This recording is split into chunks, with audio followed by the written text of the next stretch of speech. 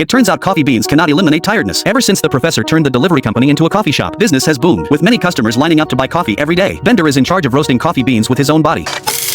Excuse me. Fry works as a waiter. The two work 20 hours a day, but gradually Fry grows more and more exhausted, only able to stay awake by relying on coffee. Meanwhile, Zwabberg and Hermes are ordered to pick coffee beans at the plantation. Hermes gradually becomes the person he despises the most, for he has taken over his father's job and stays at the coffee plantation all day long. His wife hopes he will return home soon to be with their son, but Hermes believes what he is doing is vital to the future of all mankind. Although selling coffee is highly profitable, his wife will eventually divorce him if this continues. Just then, the professor proposes a partnership with Mom's company, using its business empire to open branches worldwide, allowing them to make a fortune just from franchise fees. Mom plans to seize the market with high-quality and low-priced coffee beans first, then mix in cheap and inferior ones later. The professor firmly rejects this idea, as he cannot accept such behavior that harms customers. One night, Hermes patrols the plantation. The coffee sapling next to his father's grave has grown up, looking eerily identical to his father. When Hermes plucks a coffee bean, the coffee tree suddenly speaks. You scared of shrubs? Turns out the earlier coffee revived his father, who tells Hermes that this is the true power of space coffee. In fact, he has already boarded alien spaceships and seen those space wonders. He has to be buried in the plantation just so Hermes would discover all this. It turns out his father spent his whole life cultivating space coffee, firmly believing it holds the key to humanity's future. A strong sense of duty made him abandon his wife and son. It was not until his dying moments that he suddenly realized how foolish his decision was. He gave up his family and missed his son's entire childhood. If he could start over, he would choose to stay by his wife and son's side. So before he died, he burned down the plantation. Hearing his father's confession, Hermes sheds tears, and the father and son finally reconcile. But the next second,